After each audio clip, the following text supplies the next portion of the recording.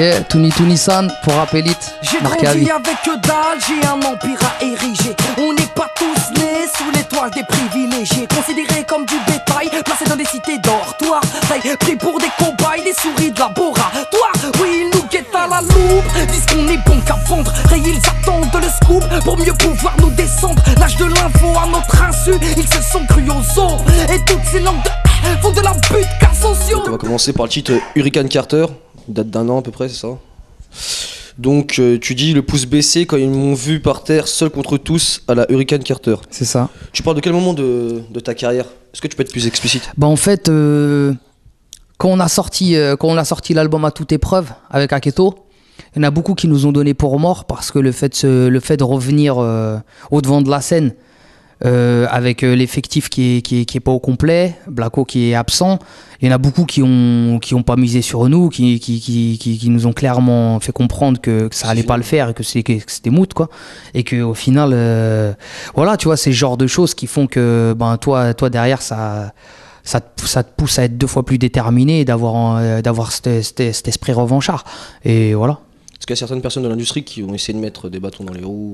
Non, pas vraiment des bâtons dans les roues, mais il y en a clairement qui nous ont dit, après j'ai pas les blasts, tu vois, mais il y en a clairement qui nous ont dit, après coup que l'album soit sorti, ils nous ont dit franchement les gars, j'y croyais pas. Ils nous ont dit franchement, pour moi, le fait que vous sortiez votre album sans Blacko, pour moi je pensais pas que ça allait prendre, ou que ça allait marcher, ou qu'il y allait y avoir l'ombre d'un succès, tu vois. D'accord. On va passer au morceau État sauvage. Alors tu dis ça vaut la mort, mais à part ça, ça mange halal. Selon toi, le fait d'être dans l'illicite et en même temps de pratiquer la religion, c'est pas compatible? Enfin, pour toi. En fait, pour moi, c'est clair que c'est pas compatible, mais malheureusement, tu vois, je préfère à la limite que tu sois un minimum de la religion, que tu le sois pas du tout.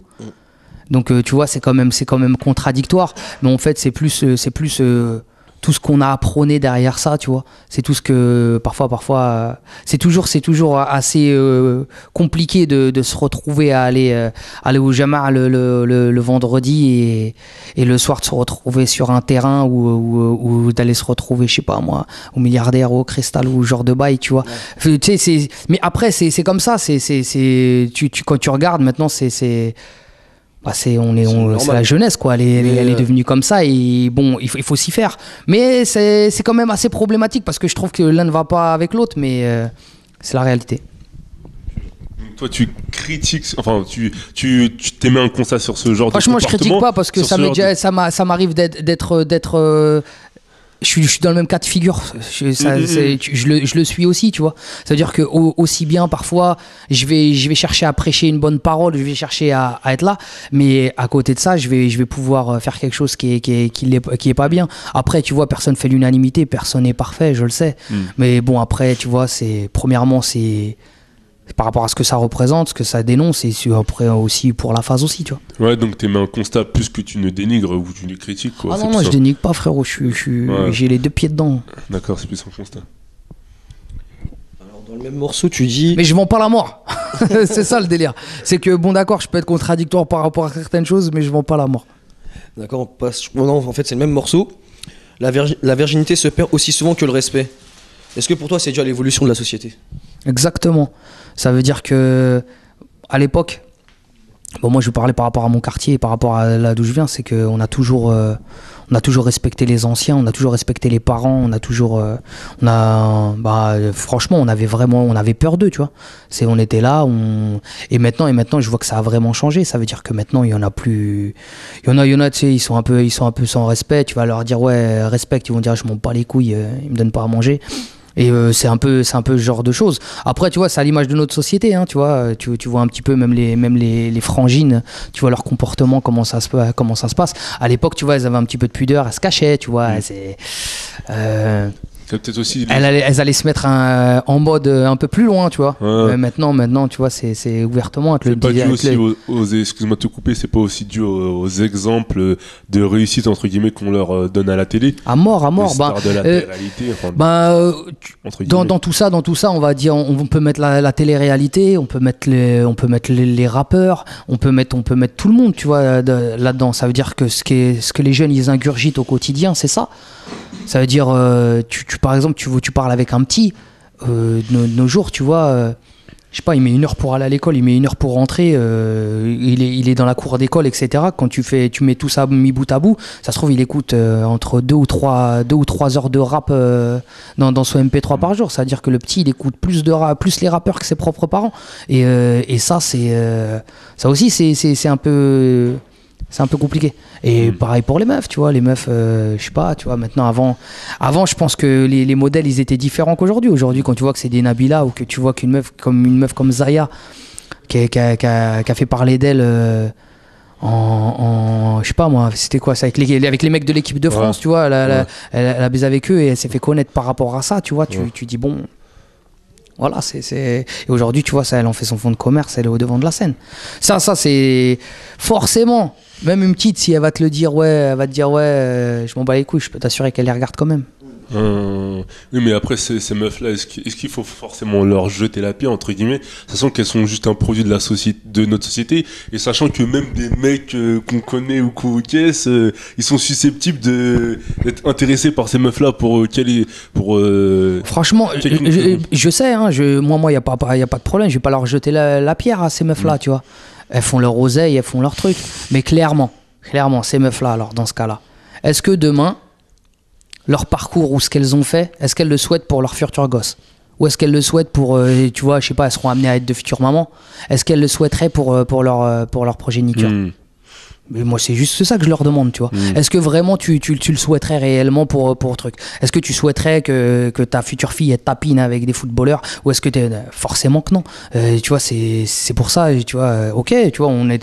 Au final, c'est l'argent qui nous a eu. Tout a tellement changé, Avant, par exemple, tu vois, je ressentais cette espèce de pudeur où, tu vois, tu sentais qu'il y avait un petit peu... tu sais, voilà, comme je te disais, elle se mettait en mode un peu plus loin. Maintenant, tu vois, normal, tu vois, c'est... Forcément, tu vois, il y a tout ce qui est autour de l'émancipation de la femme, etc. Ça, c'est normal, tu vois, elles veulent être féminines. Tu sais, quand une meuf, tu lui interdis de sortir pendant toute sa jeunesse, le jour où elle a le droit de sortir, ça y est, elle en fait 2 fois plus. Je sais pas, tu vois, il y a toutes ces choses-là aussi. Mais surtout, c'est par rapport au modèle et l'image qu'on nous donne, gros. Un exemple comme ça, banal, je sais pas, je veux dire... je sais pas, gros, franchement, sans mentir, hein, pour moi, c'est au-delà de tout ça. Pour moi, ça vient des States. Tu penses? Gros, ça fait... Cite-moi une artiste Quinry, que t'as vue en robe. Ne serait-ce qu'en robe dans son clip depuis quelques temps.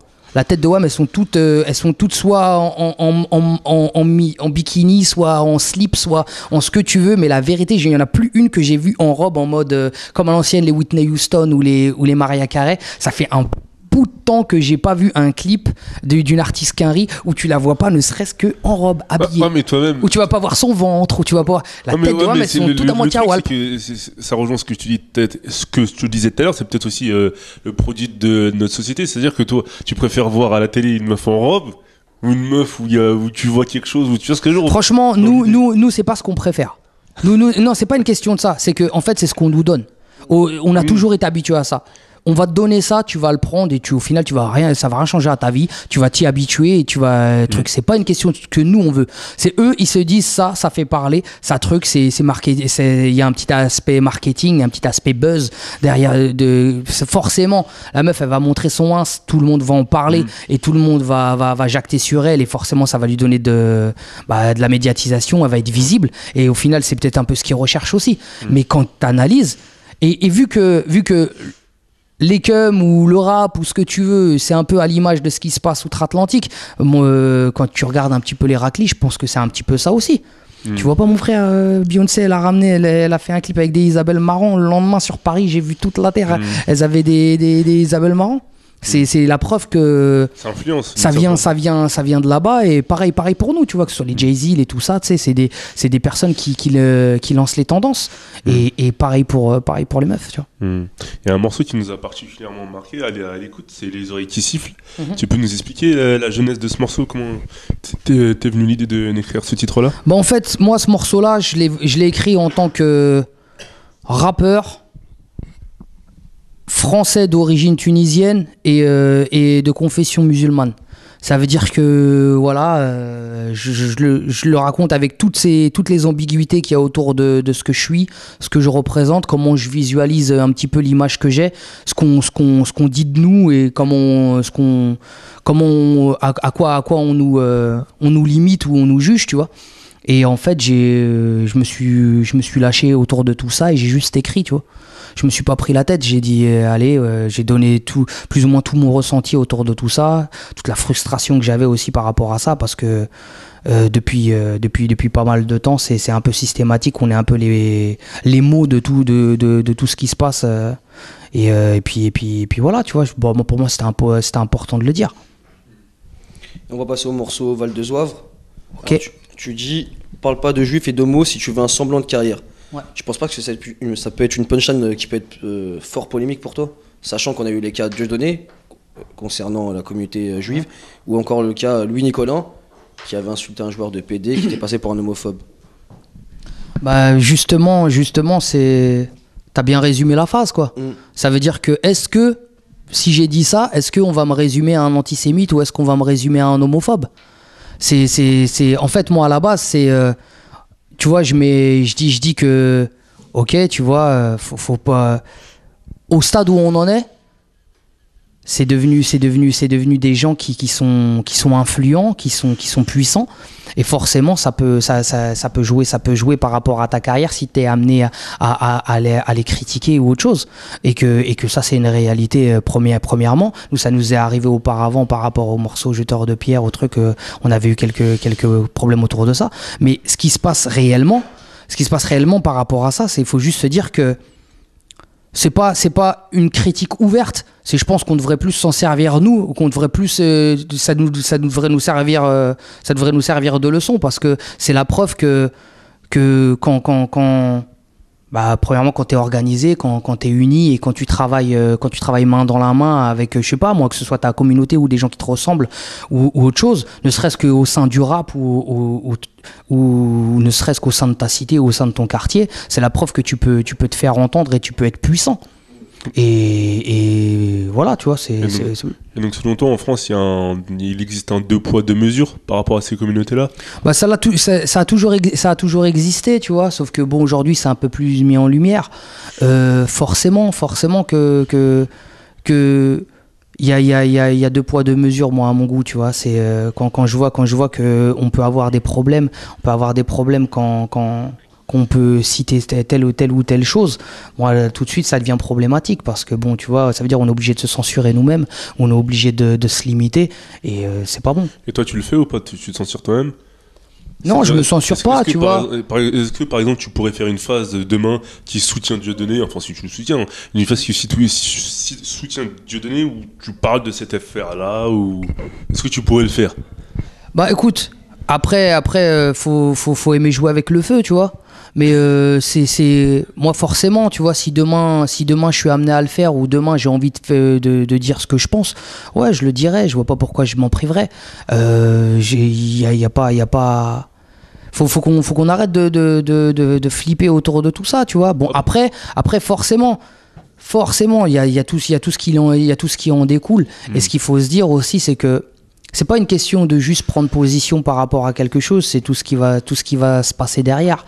Nous, par exemple, à l'époque, ce qui s'était passé quand on sait qu'on avait eu une autre histoire par rapport à Sniper, qu'on s'était fait attaquer de racistes, etc., qu'on était passé devant les tribunaux, c'est pas juste le fait d'être mis en lumière à ce moment-là, parce qu'il y en a plein, ils ont dit ouais, vous êtes des vrais, vous avez des couilles. C'est pas ça, c'est que juste derrière, ce qui s'est passé, c'est que derrière, il y a plus de concerts, on a dû annuler notre tournée. C'est que, en gros, tu vois, il y a des gens qui sont influents, il y a des gens qui trucs, oui. Et les gens qui vont décider de certains concerts ou autre chose, c'est ces gens-là, ça se trouve que demain, ils vont te mettre des bâtons dans les roues, mais sur du long terme, tu vois. Ah, mais en réalité, ça revient à ce qu'on disait tout à l'heure. Est-ce qu'il me vaut être hardcore et tu dénonces et tu te mets certaines catégories de personnes influentes à dos, ou tu t'es dans le divertissement, tu fais bouger la tête, t'as pas de soucis, tu prends ton argent et tu te tires. Ah bah alors ça veut dire que c'est bien. Toi, tu préfères quoi? Bah, tribunaux, ou tu prends ton argent et tu te tires? Non, mais c'est ça un peu l'idée. T'as bien défini le mot, parce que moi en fait tout à l'heure je dis c'est pas ça ce que je disais est-ce que c'est vraiment eux ces gens-là, les gens hardcore? Mais là t'as bien défini, ça veut dire qu'eux ils font du divertissement. Ouais, c'est du et divertissement. Les vrais gens hardcore, c'est les gens qui vont avoir le culot de dire ces choses-là. Et toi, tu te situes où? Divertissement ou de la hardcore? Moi, franchement, j'aime faire les deux à la base. Tu vois, c'est vrai que j'aime faire les deux, mais j'ai un penchant pour la dénonciation et pour ce genre de choses, tu vois. Parce que moi, c'est l'essence même de mon rap et c'est pour ça que j'ai aimé écrire. Donc dans quelques années où on peut te retrouver malheureusement au tribunal encore. Cimer gros. Tu vas me mettre dedans. Si je te suis bien. Si je te suis bien, vu que t'as pas encore compris avec les Je vais tribunaux. te poucave. Écoutez son morceau. Non, pas du tout. C'est juste que, en fait, faut pas se résumer à ça, tu vois. Je pense que si demain on jouerait tous de la même manière, ou on aurait tous le même discours, ou on jouerait truc. Moi, la dernière fois, par exemple, je parlais à une journaliste, elle me disait quoi? Elle me disait, ouais, je trouve que ton album, il est dur. Et je dis non, il est pas dur. C'est juste que c'est le rap qui s'agit. Et à la base, la vérité, si tu veux qu'on remonte un petit peu en arrière ou autre chose, le rap, c'était dur. C'était comme ça. On disait des vraies choses. On dénonçait des vrais trucs. Après, certes, il y a toujours eu du divertissement. Mais voilà, après, il faut un petit peu des deux, c'est tout. Hey, tous les embrouillons, on en a rien à foutre. Après 2-3 verres, on devient tout joueur de foot. Magnum sur la table, gros Mathieu. Frérot, vas-y, pose la bouteille de Gérobo. Elle joue pas l'économe, on met de côté nos vies de rue. Oui, si t'es lourd, vas-y, pose le napco. 5 heures du matin.